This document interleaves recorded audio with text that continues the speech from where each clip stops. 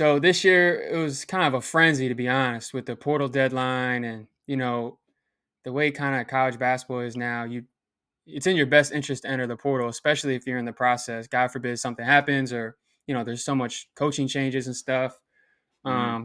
So kind of walk us through your perspective a little bit. Like you're getting all this frenzy on Twitter because you're in the portal. Obviously, I've heard your perspective that you're kind of loyal to Florida State the entire time, but maybe Yeah, walk us through like late in that process when you're getting to making that decision, and then also have to deal with all the transfer portal nonsense.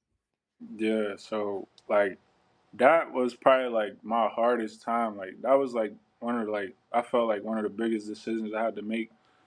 Just like it being so late and just like all the guys calling you throughout the portal, everybody telling you to stay in the draft. Like I really just like try to like stick to my like inner circle, listen to people that's been around me and stuff like that.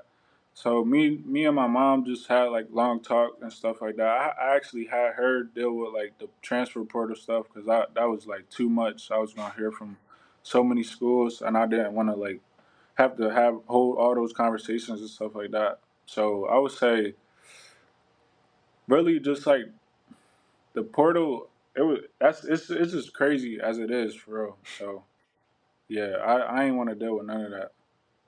Yeah, I don't blame you.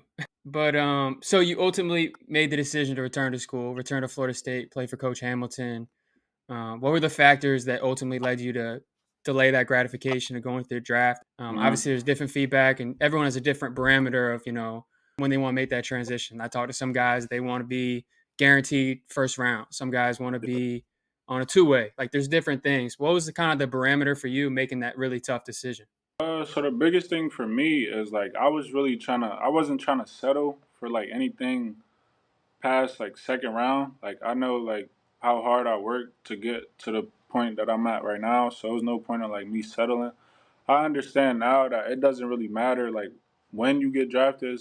It depends on like where you get drafted. That matters the most for real to like really up your status and stuff like that. Because there's guys that went undrafted and are now like one of the highest paid. Like so, I wasn't like just going through that process. It was like a learning. It was a big learning state for me. So like I would say, I wasn't. Yeah, I just really wasn't trying to settle for nothing like past like second round and stuff like that. So me just coming back, taking the feedback that I got and just applying like the work that I put in to like be consistent with it throughout this whole season. I know I could put myself in a way better position going back into it this summer coming up.